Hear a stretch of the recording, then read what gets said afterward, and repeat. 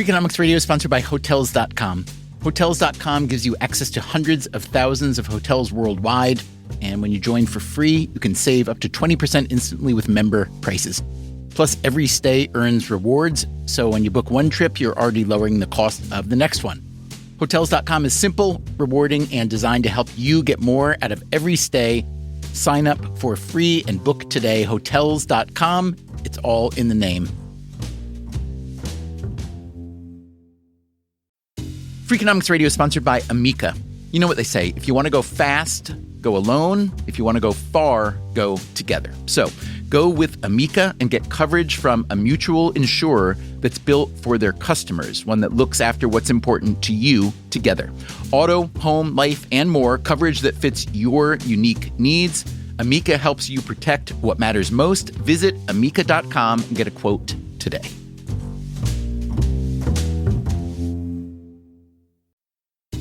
Freakonomics Radio is sponsored by Mint Mobile. Ditch overpriced wireless with Mint Mobile. Cut your wireless bill to $15 a month at mintmobile.com/freak. Upfront payment of $45 for 3 months, $90 for 6 months, or $180 for 12 months. Plan required, $15 per month equivalent. Taxes and fees extra, initial plan term only. Greater than 50 gigabytes may slow when network is busy, includes up to 20 gigabytes hotspot. Capable device required. Availability, speed, and coverage varies. See mintmobile.com.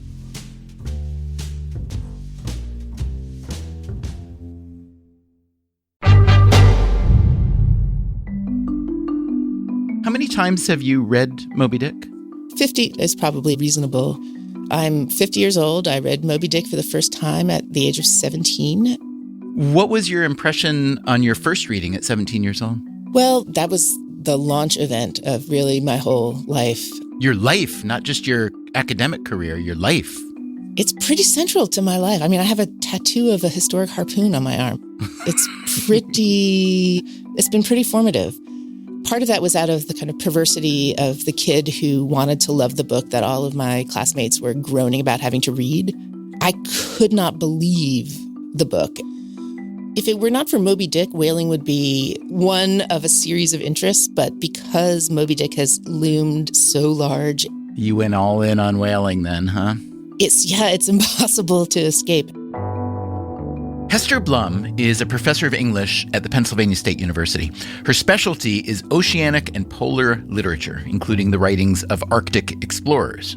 But she reserves her fiercest attention for Herman Melville. Melville was descended from relatively well-off and well-named families on both sides, but his father failed in business when Herman was young, and he had to go to work. And so he had worked as a school teacher, he worked in a bank for a while, and like many young men in the Middle Atlantic or in New England, he went to sea. He spent about 3 or 4 years total on whaling ships, although he continually deserted them. Melville spent the rest of his life writing poems, stories, and novels. In 1851, he published a novel called The Whale, later retitled Moby Dick, or The Whale. At some point, you may have read Moby Dick, or pretended to. It's about a ship captain named Ahab who leads his crew on an ill-fated hunt for a white whale called Moby Dick, a whale which had grievously wronged Captain Ahab on a previous voyage. Ahab's crew, Melville tells us, was made up of the meanest mariners, renegades, and castaways. Much of the novel is about what it's like to work on a 19th century whaling ship. But as much as I'd like to say that Moby Dick is a book about whaling, I mean, we have been doing this 3-part series on the history and economics of whaling. Moby Dick isn't really about whaling. My students are always surprised at how funny and silly and weird it is, and how incredibly relevant to whatever's happening in the world. It doesn't matter what it is. It's like, oh, that describes perfectly the headline of the day. There's a headline early in the novel that says, "Bloody Battle in Afghanistan, Grand Contested Election for the Presidency of the United States." My students read it today and they're like, oh, this is about an oil industry, resource extraction that is not sustainable and is destroying people on the earth. As we've learned over the past couple episodes, whale oil was for many years the central commodity that drove a massive industry. In the U.S., this industry peaked in the 19th century, but it grew much larger over the next century in places like Norway. Millions of whales were killed, some species nearly driven extinct. But with the rise of the environmental movement and with new substitutes for whale oil, the whale transitioned nicely from utilitarian energy source to perhaps the most iconic emblem of the natural world. It's been quite a voyage. So today, in the third and final episode of the series that we are calling Everything You Never Knew About Whaling, we are going to follow the spirit of Hester Blum. We're going to find out if the ancient practice of whaling can answer some of the thorniest questions about today's world. For instance, do some environmental improvements have unintended consequences for whales? It's definitely a concern that we've had all these whales being found floating dead. We ask what whales can do for the environment. When they come to the surface, they release these enormous fecal plumes.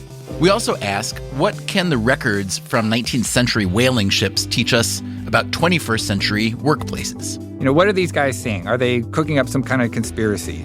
And, best yet, we get on board a very old whaling ship. There's 24 bunks here, and all of the men could be locked up in this room in the rare cases of mutiny or violence. Mutiny, violence, and fecal plumes. Everything you never knew about whales, Part 3, starting right now.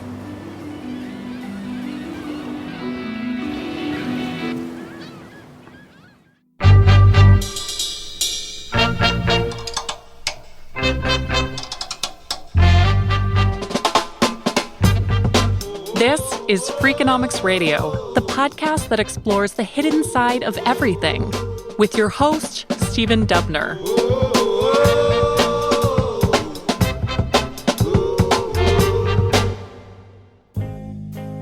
There is a phenomenon called the frequency illusion, also known as the Baader-Meinhof phenomenon. That's when you are tricked into thinking that a given thing is more popular than it is only because you have started recognizing it. Imagine you just bought your first car, let's say a Subaru, and suddenly you're like, oh my God, there are Subarus everywhere. But the number of Subarus hasn't increased. It's just that your brain has started registering them, and our brains love to seek out patterns. That's the way it's felt around Freakonomics Radio headquarters lately. But with us, it isn't Subarus. It is news stories about whales. They are everywhere. There's the one about killer whales that seem to be deliberately smashing into yachts off the coast of Spain. If you own a yacht, you might want to watch out for that. There's the story about a beluga whale near Sweden that some people suspect was trained by a Russian spy agency. But the worst stories we've been seeing are the ones about dead whales. So, there have been high numbers of whales being discovered dead all along the east coast of the United States. That is Kate O'Connell. She is a policy advisor with the Animal Welfare Institute. And what's causing all these whale deaths? O'Connell says there are a number of possible causes. Our habitat is their habitat. Most of the world is an ocean planet. And what we're finding out now with issues such as plastic pollution, we're finding sperm whales coming up on shore, and when they open them up to study what caused them to die, they're literally weighted down with tons of plastic inside of them. It's hard to really understand how many whales are being killed in ship strikes or through, interactions where they've ingested plastic and they've died. Not all of them will strand on a beach for us to study. There's also the commercial fishing industry to worry about. If we look at interactions of cetaceans, which is the wider whales, dolphins, and porpoises, something along the lines of 300,000 cetaceans die each year due to entanglement in fishing gear. That is a lot of dead whales. In our last episode, we heard about the handful of countries where whales are still hunted for their meat, like Norway and Japan. But those numbers are relatively tiny. Only about 1,000 whales are killed globally every year by hunting. So if you're a whale, you are much more likely to die in some other way. The good news here is that many once endangered species of whale are no longer in danger. The humpback, for instance, came off the list in 2022. The bad news is that scientists keep discovering new threats to whales. For instance, the University of Calgary economists M. Scott Taylor and Virginia Meyer set out to learn why some populations of killer whales in the Pacific Northwest have been disappearing. The cause of this decline, they write, is hotly debated. Their argument is that a major culprit is noise pollution from international shipping channels. Ship noise can mess up how whales navigate and communicate. Taylor and Meyer's analysis finds that shipping noise causes not only a rise in whale mortality, but also a drop in whale fertility. And shipping isn't the only source of ocean noise. Here's Kate O'Connell again. There are concerns about seismic testing and also pile driving related to wind farms. I do think we need to be extremely careful about wind farm placement. No causal link has been found between the construction of offshore wind farms and whale deaths, but O'Connell is concerned. When you look at where they will be developed or in the process of being developed off the East Coast, a lot of them are coinciding with habitat of critically endangered North Atlantic right whales. We went looking for a second opinion on whether offshore wind farms pose a significant danger to whales. My colleagues and I don't see the evidence for that case. That is not dismissing it. That's just saying I don't see the evidence that that is the reason for these increased mortality events. That is Joseph Roman. And I'm a conservation biologist based at the University of Vermont. And what does a conservation biologist do? Well, in a way, conservation biologists are like the medical doctors of the planet, in that what our goal, my goal, is to increase biodiversity, to protect species, and also try to control some of the risks that the planet is currently under. Roman is working on a book called Eat, Poop, Die: How Animals Make Our World. He says that if you want to understand what whales contribute to our ecosystem, especially to the health and productivity of the oceans, you have to understand their poop, or what he calls their fecal plumes. They have to come to the surface every 10 or 20 minutes, and when they come to the surface, they breathe, they rest, they digest, and often they release these enormous fecal plumes. And really, that's been what I've been dedicating maybe the last 10 years of my life, is to see how ecologically important these plumes are.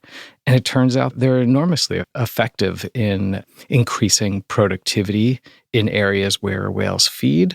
Roman's research has shown that whale poop increases ocean productivity because whale poop is packed with nitrogen. If you added up all the feeding whales in an area like the Gulf of Maine, the amount of nitrogen that they release is comparable to all the rivers combined. So an enormous amount of nitrogen coming to the surface, especially in the summertime, which is when these nutrients become limited. And also, whales can bring these nutrients hundreds, thousands of miles across the globe when they go to breed in the wintertime. Many whales migrate regularly, much like New Yorkers have historically migrated to Florida. They travel to warmer waters in the winter and cooler water in summer. Researchers have discovered a global network of whale superhighways, north to south routes that are thick with those nitrogen-rich fecal plumes. And we've tested, do the phytoplankton, do these algae or plants pick up this nitrogen? And indeed they do, and they grow faster when the whales are there. So the whales are creating this pump or this positive feedback loop that they're releasing nutrients into the ecosystem just as it's needed. These tiny organisms, in turn, release oxygen, which is rather useful for the planet, and they absorb a significant share of carbon emissions. This is one big reason to celebrate the comeback of the whale and the end of industrial whale hunting, which peaked in the 1960s. The cool thing is, as we watch whale populations increase, we see new patterns all the time. We see large superpods of whales feeding, which no one alive had seen, hundreds of whales feeding together. And we're starting to see killer whales or orcas feed on humpback calves or blue whale calves, starting to do what we believe were their historical patterns. So that's the great thing about conservation is when it works, every year can be a surprise. So whales are plainly a big contributor to a healthy ecosystem, but so are offshore wind farms if they're able to generate cleaner electricity. We asked Roman how he thinks about wind and whales. We do need to make good decisions on where we're going to place these turbines and when we're going to install them. You don't want to put them in when whales are abundant in that area, or you don't want to put them in areas where whales are actively using those areas. There are going to be trade-offs here, and shifting to renewables is essential if we're going to try and conserve whales in the future. So what we do know is that extraction of fossil fuels can be very dangerous, both directly for these whales and indirectly through climate. For example, in the Gulf of Mexico, where the Deepwater Horizon spill caused the death of 1 in 5 Gulf of Mexico whales in that area. Keep in mind, there are only about 50 of them. So we lost a fifth of the population due to that one spill alone, and a fifth of females underwent reproductive failure, and there were other diseases that were caused there. The great news is we've shown that we can redeem ourselves and actually turn these things around. The Gulf of Mexico has been a place where we've been extracting oil for decades. In a few decades, that will no longer be the case. So if we can get these whales through this, that's good news for the oceans as well as for everyone else, including ourselves. Okay, so we have answered some environmental questions about whales. After the break, what was it like to work on a 19th century whaling ship? The problems related to conflicts because of what is called taste-based discrimination. I'm Stephen Dubner, and I appreciate you listening to Freakonomics Radio. We'll be right back.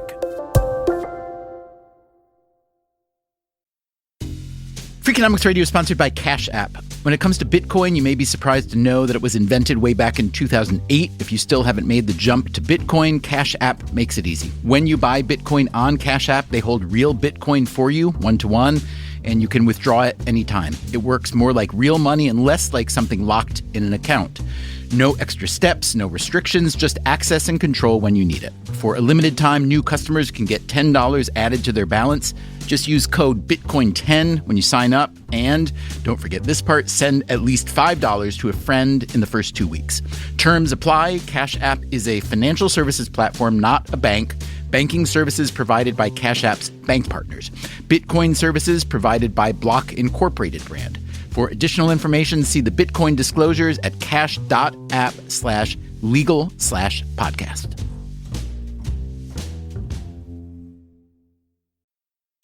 Freakonomics Radio is sponsored by Figure. Did you know that 40% of homeowners own their home outright?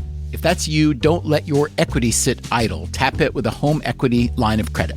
Figure, the #1 non-bank HELOC lender in the U.S., helps tap equity you've built in your home so you can do things like tackle a renovation or pay down debt. HELOC is a line of credit secured by your home. You can draw what you need, repay, and draw again.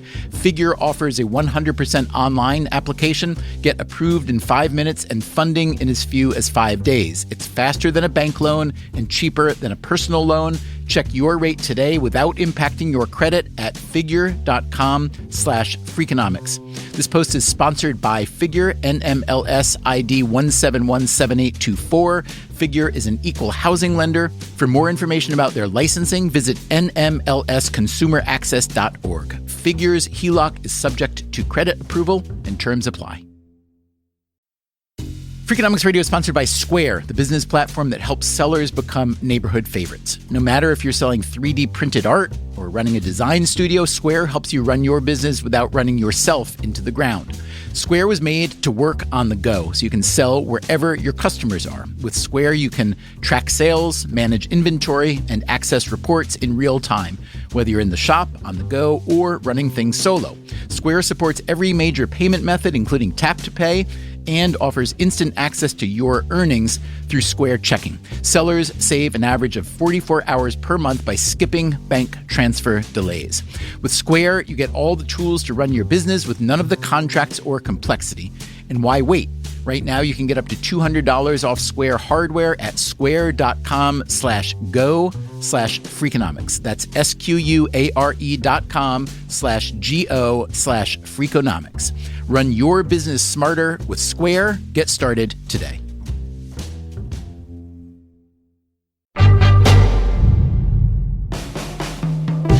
Every year, thousands of economists from all over the world gather for a conference hosted by the American Economic Association.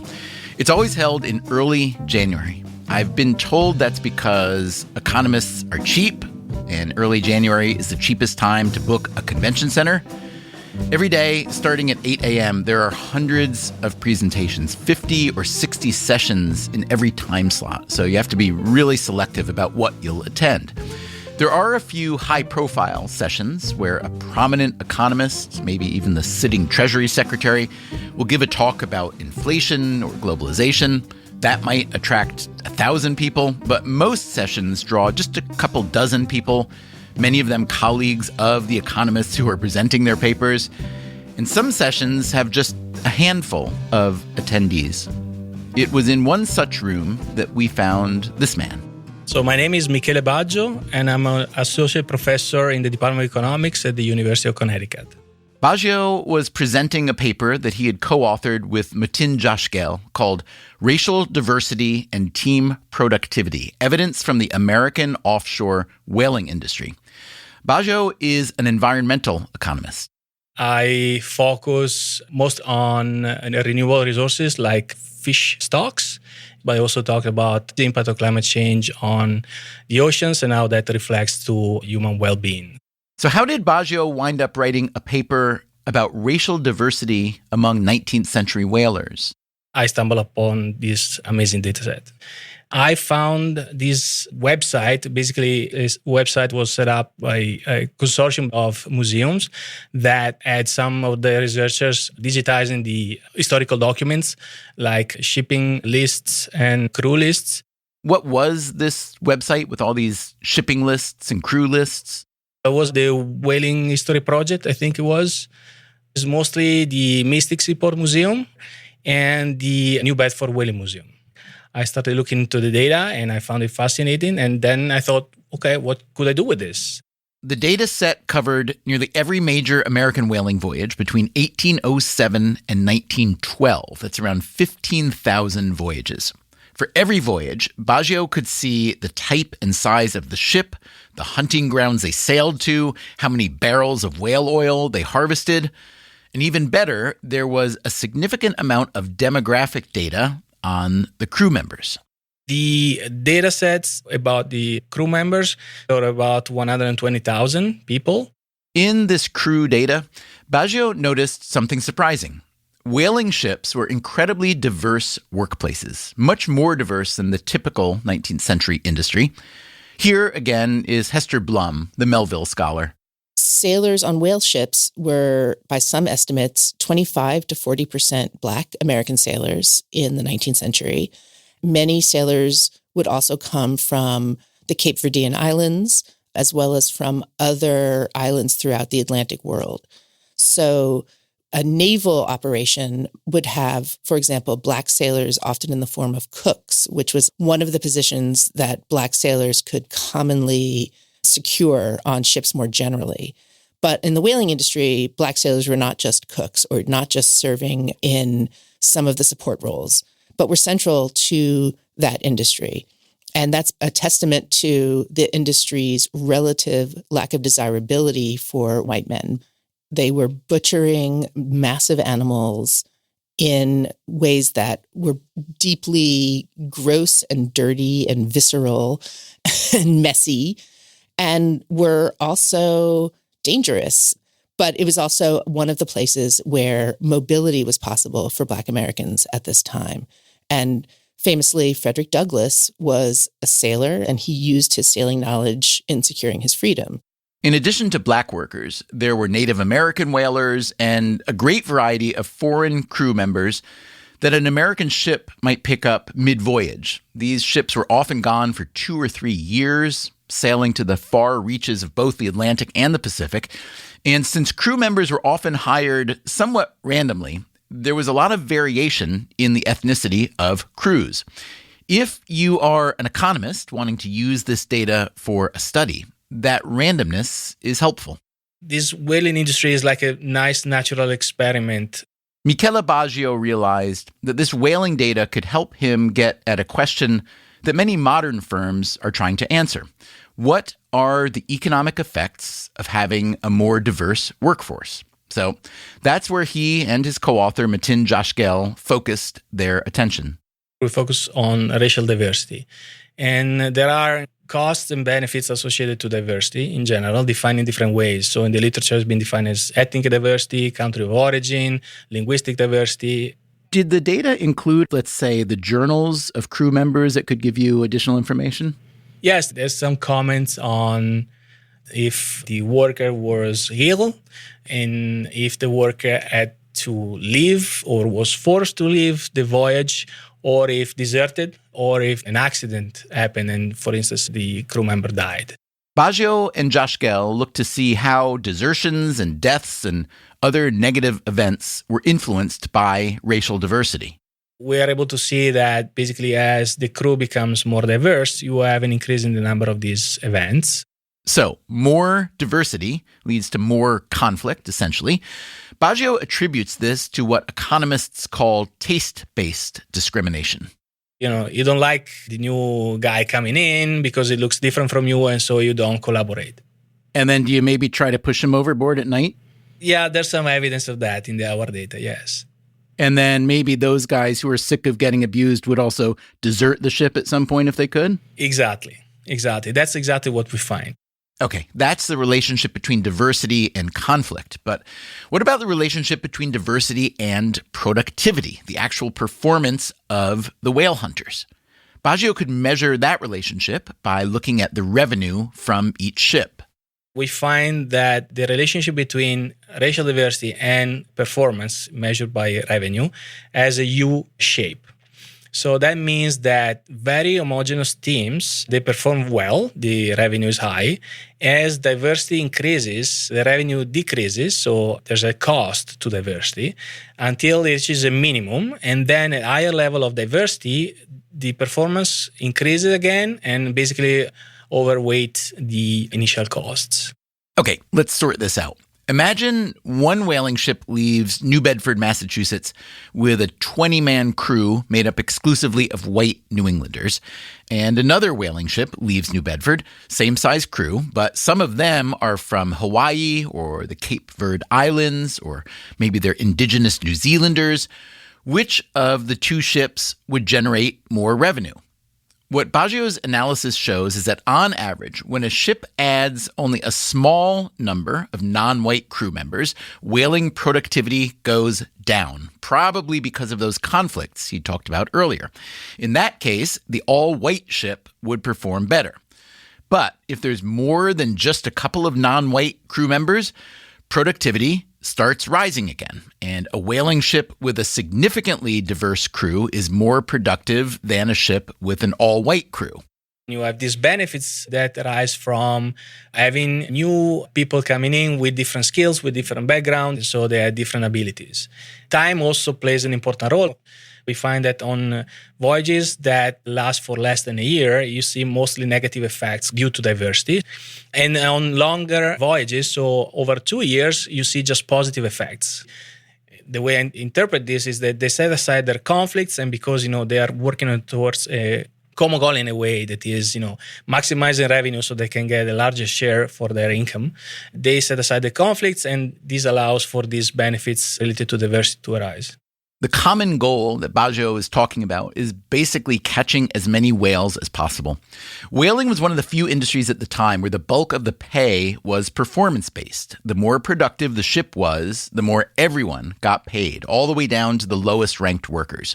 So there were strong financial incentives here, but there were other incentives that may have complicated things for the non-white crew members. One of the factors that probably contributed to productivity on board a whaling vessel was the prospect of future advancement. That is Eric Hilt, an economic historian at Wellesley College. He is an elder statesman in the field of whaling economics, and we've been hearing from him throughout this series. Hilt is a fan of the Baggio and Jashgel research, but he says that racial conflict may not be the only thing that could lead to lower productivity. So a sailor might have an incentive to do his job well, not only because he wants to be successful and earn more money from the voyage, but also because he wants to be recognized as a good, candidate to become an officer one day or get promoted to higher ranks. So in a world of strict racial hierarchies, African-American crew members, Portuguese crew members, Hawaiian crew members, they probably recognized that they were unlikely to be promoted. And so that probably affected their incentives. In other words, in a more diverse whaling crew, it may be that not all workers have equally strong incentives to work as hard as they can. What you'd really like to know is, what's life on board the vessel like when you have, people from diverse places relative to a case where there's less diversity? If you read, journals of members of the crew who are describing what life is like, you do hear cases where, there's anger and frustration at the fact that a lot of Portuguese is being spoken. What are these guys saying? Are they cooking up some kind of conspiracy? Similar in spirit to the comment you hear today about wanting everyone to speak English or something like that, right? So it's entirely plausible that productivity was lower in cases like that when there might have been a lot of tension among the different members of the crew. I went back to Michele Baggio to ask whether his analysis of diversity on whaling ships has anything to say about diversity in labor markets today. Well, extrapolating from our work to current times is tough. It depends on the industry, it depends on the type of the production process itself. Because if you have a labor force or tasks that do not require high skills, then you would expect, at least the literature tells us, that you mostly see costs associated with diversity. Unpack that a little bit for me. Let's say I'm talking about fast food restaurant workers, right? What economists call low skill, relatively low pay. You're saying in that kind of setting, diversity is expected to have more of a cost because taste-based discrimination is more likely to flourish in that environment? Based on the literature, yes. But there's this component of adaptation, right? So as you spend more time with people that are different from you, you adapt and you don't see the conflicts anymore. So that might go away. The best answer in economics is always, it depends, right? It depends on the context, it depends on the industry. And what was life like on board the Pequod, the whaling ship in Moby Dick? After the break, we try to get a feel for that. Whale ships are the world unto themselves. I'm Stephen Dubner. You're listening to Freakonomics Radio. We'll be right back.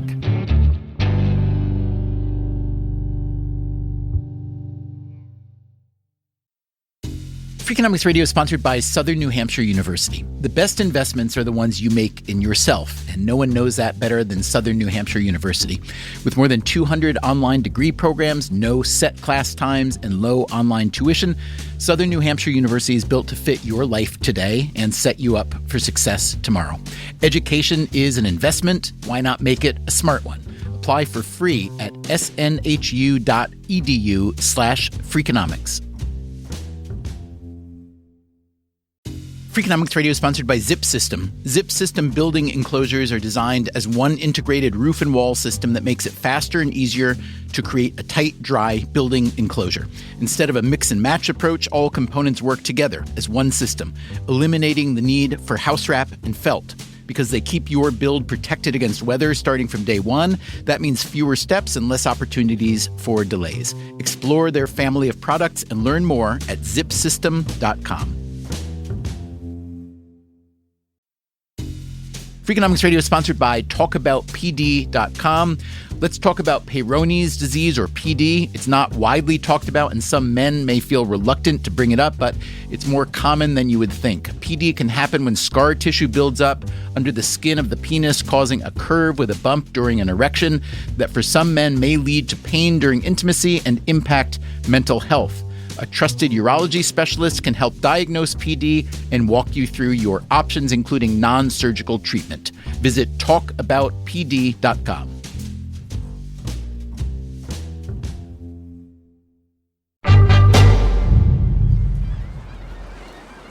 Mystic, Connecticut, population 5,000, was a major shipbuilding center in the 19th century.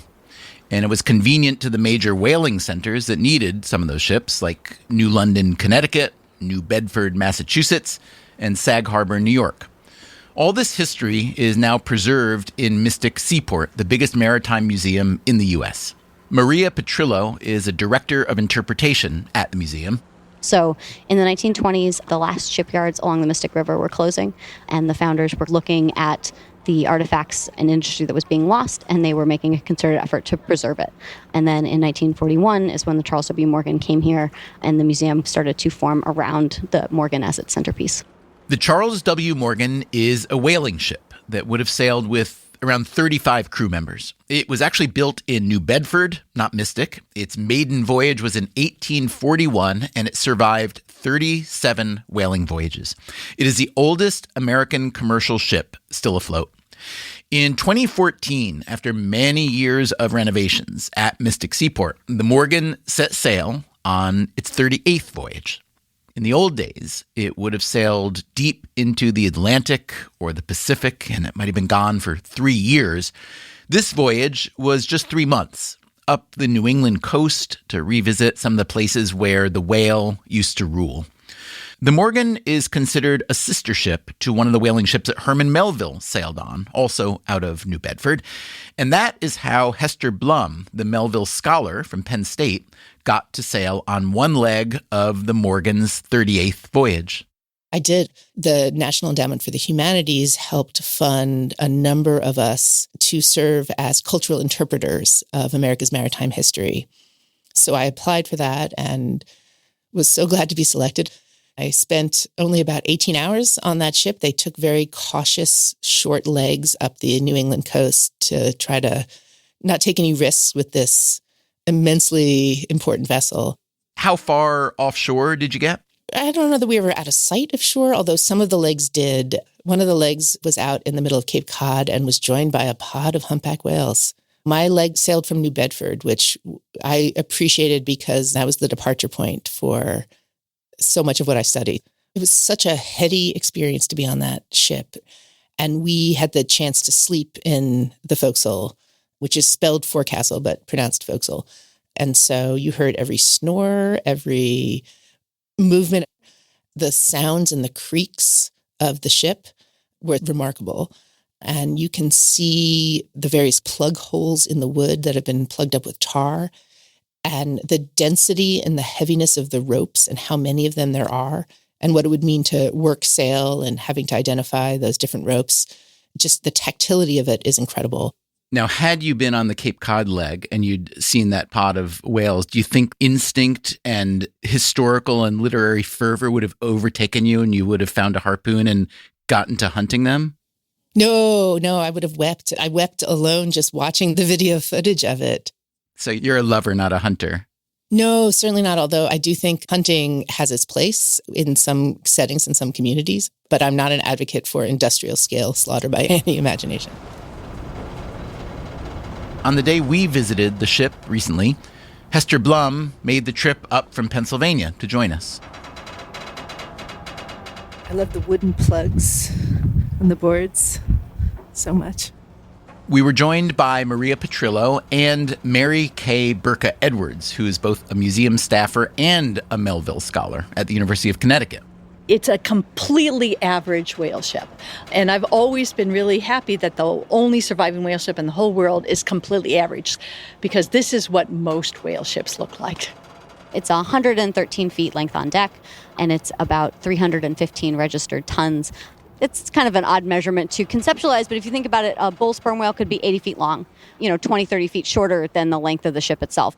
Toward the middle of the ship is the tryworks, 2 big vats heated by a brick furnace where the workers would toss in huge chunks of whale blubber to melt down into the valuable oil.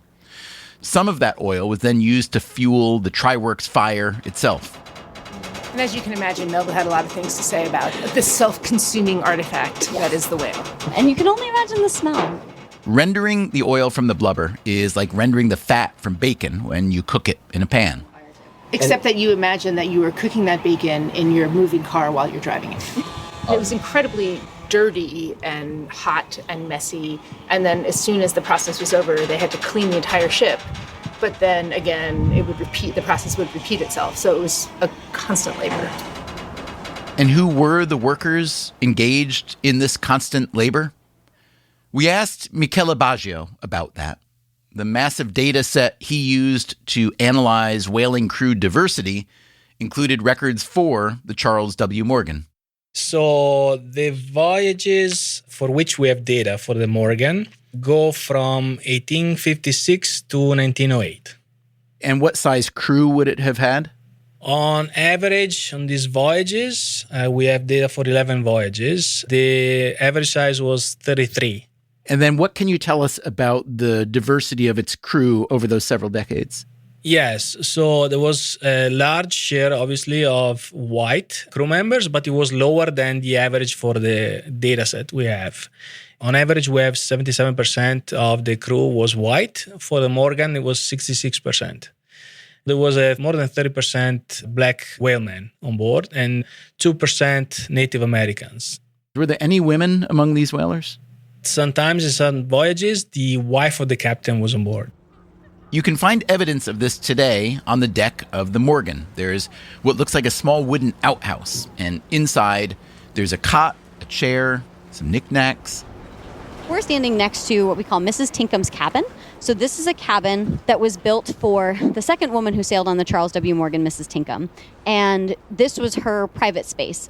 Some owners and captains liked the idea that they were religious captains and that their sailors would keep the Sabbath and keep a certain degree of religious observation while at sea.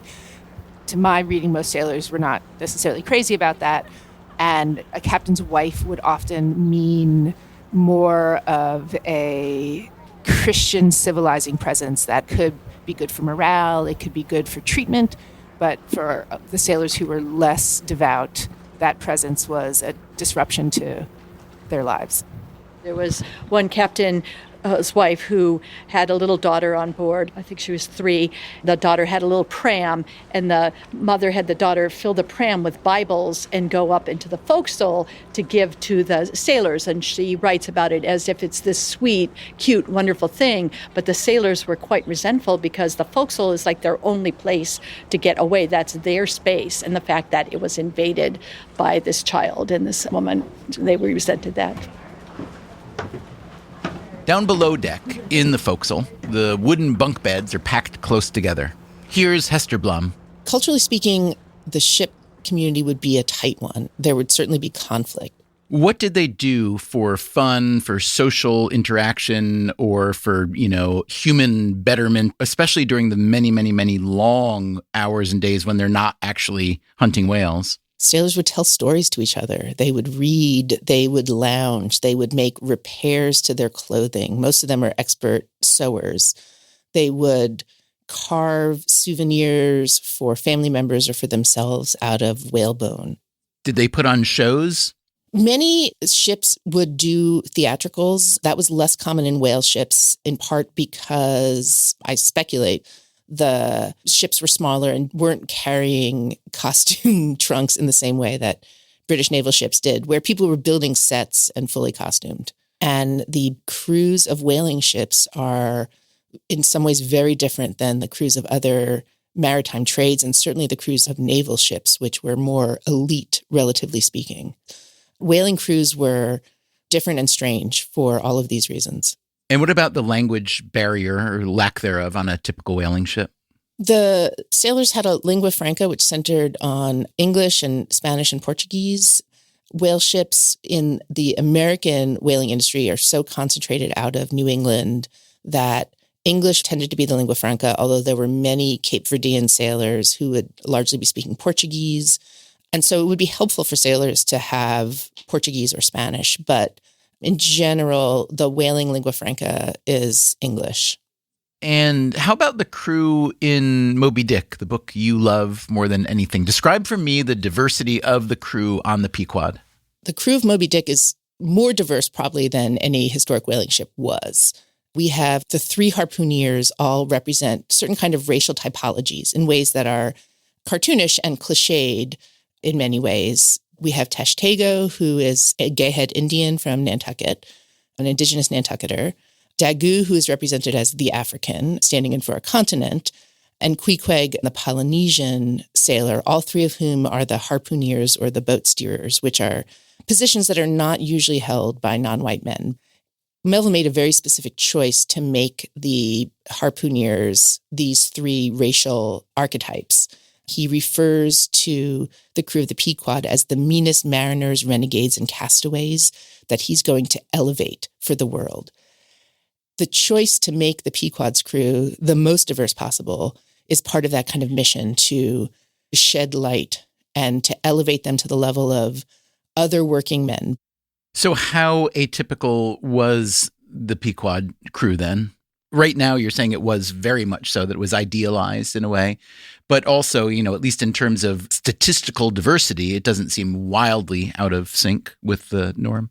It's out of sync only in the sense that I think of this sometimes like the scene of the UN in Austin Powers, where everyone at the UN is wearing their most cartoonish national costume imaginable. And the Pequod has basically one man from each of 30 different countries. It's like Noah's Ark for whalers. Precisely.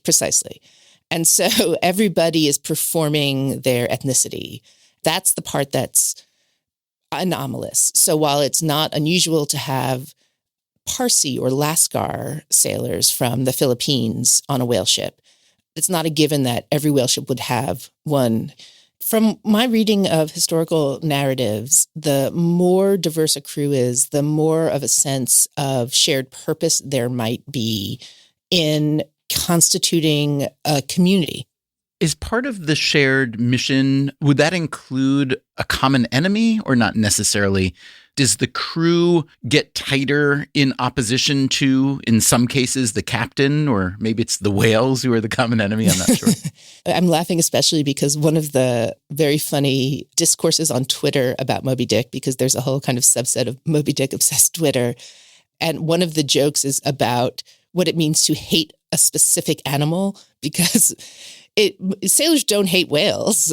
It's their job. And so part of what makes Moby Dick funny in some ways is that there's a hatred for a specific animal. Can you describe in just a few words what Moby Dick Twitter is like? There's a lot of memes, you remember Successories that used to be in the Sky Mall catalog, those inspirational business posters? Not really, but... Yeah. Well, so a lot of it is taking lines from Moby Dick and translating them into popular memes. And so that's always amusing. Do you have a favorite or two? I'm guessing there are a billion plays on Call Me Ishmael, for instance. That's a big one. The distracted boyfriend meme is a common one where the original girlfriend is something like the plot of the novel. And the girl that is distracting the boyfriend is Melville. The girl who's distracting him can be something like minute details about whaling taxonomy. So that's a common meme. Many of us like to share the dick joke of the day from the novel because the novel is filled with dick jokes. Yeah, it really is. Why is that? And how much of an outlier was it among literature of the time? It's an outlier only in the sense that it remains widely read today. In part, that's because by naming the whale Moby Dick, I mean, there's so many ways. Melville's like a deeply queer writer. All of his texts have scenes of mutual masturbation or various other queer subtexts. Moby Dick is in some ways the most obvious, in part because dick meant the same thing in 1851 as it does today. But also sperm whales got their name, spermaceti whales, because their oil can resemble ejaculate. Also, before it was understood to be the oil that it is, there was a theory that it was, in fact, ejaculate. So that's where sperm whales got their name. Which was hard to imagine how it got in their head, I always thought. Well, anatomically, if you look at the ancient maps of the sea that are filled with sea monsters, they have a lot of strange shapes. So where the appendages go is unclear. The challenge of reading Moby Dick is having a comfort in not knowing and being someone who can sit with dissatisfaction or sit with inconclusiveness, sit with discomfort, sit with the idea that things will not be resolved necessarily in the time frame or the way that you want them to. And I don't think everybody's comfortable with that. So if you could go back to your 17-year-old self, and maybe when you first read it and fell in love with it, but then tack onto your 17-year-old self, your current self, with your deeper understanding of the book, how would you describe to your classmates who were not interested in reading Moby Dick, or maybe to the millions of people today, the billions of people today who remain not interested in reading Moby Dick, how would you describe to them the virtues that a 17-year-old would appreciate? Moby Dick is deeply weird and funny. And what it especially does for me, both the 17-year-old me and to the 18 or 20-year-olds to whom I teach it now, and, to my 50-year-old self who still reads it at least once a year, Moby Dick takes any sense that you might have that there is some transcendent, great, perfect work of genius or truth in the world and turns it into a mess, and a mess that does not breed despair, but a mess that invites you into that process of trying to figure out why greatness or transcendence is not only not achievable, but not desirable.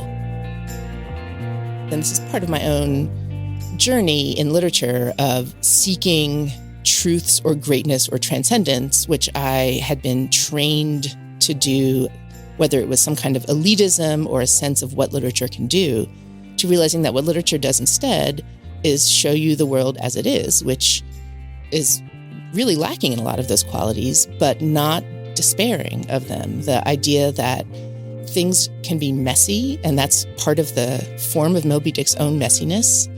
Melville writes again and again in his works that no grand cathedrals can ever be finished in the lifetime of their architect, that they always have some future realization, but it's always through others. And so I see that as a real invitation to readers to be part of that process of continuing to work on refining the shape of that world, that building, that cathedral, whatever it might be.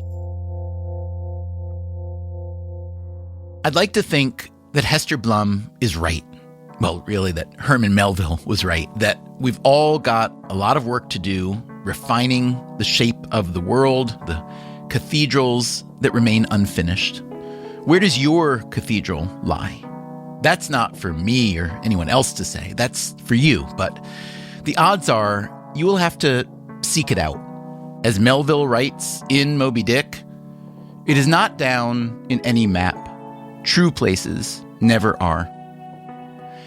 Thank you so much for listening to this series on the history and economics of whaling and on Moby Dick. We love doing these occasional deep dives. If you have ideas for a future series, please send them along to radio@freakonomics.com.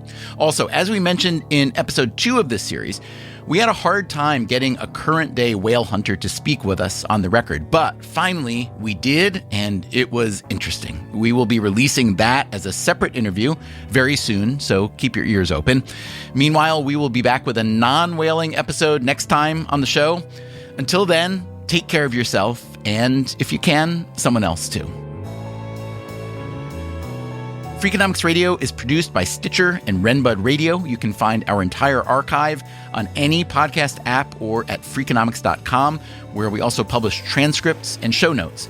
This whaling series was produced with enthusiasm and flair by Zach Lipinski. This episode was mixed by Greg Rippin with help from Jeremy Johnston, and we had recording help in Mystic from Lucy Little. Our staff also includes Alina Kuhlman, Daria Kleinert, Eleanor Osborne, Elsa Hernandez, Gabriel Roth, Jasmine Klinger, Julie Canfer, Lyric Bowditch, Morgan Levy, Neil Carruth, Rebecca Lee Douglas, Ryan Kelly, and Sarah Lilly. Our theme song is Mr. Fortune by the Hitchhikers. The rest of our music is composed by Luis Guerra. As always, thank you for listening. I would never say no to a chance to visit Mystic. Really? Okay. You may regret having offered that.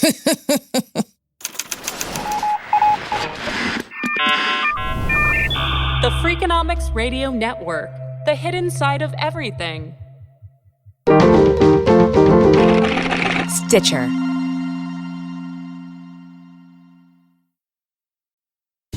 Freakonomics Radio is sponsored by Ozempic. Innovation happens through rethinking what's possible, and when it comes to GLP-1s, Ozempic pill does just that. Learn more about Ozempic semaglutide tablets, 4 and 9 milligrams, by calling 1-833-OZEMPIC or visit ozempic.com to view the medication guide. and ask your doctor what's possible with FDA-approved Ozempic pill.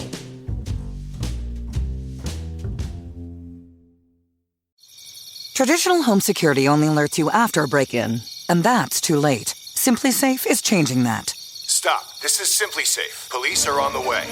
We don't just alert, we stop crime before it starts. SimpliSafe, plan starting around $1 a day. Save 50% on your new system with professional monitoring at simplisafe.com/SXM or with promo code SXM. Outdoor deterrence requires a SimpliSafe Active Guard outdoor protection plan starting at $49.99 a month. Visit simplisafe.com/licenses for alarm license information. Tennessee 2012. Hey there, I'm Stephen Dubner, host of Freakonomics Radio. If you love the podcasts in the Freakonomics Radio network, I want to tell you about a way you can get even more from us. To hear our shows without ads and get exclusive access to Freakonomics Radio bonus episodes, please subscribe to SiriusXM Podcasts Plus on Apple Podcasts or sign up at SiriusXM.com/podcasts plus. Start a free trial today.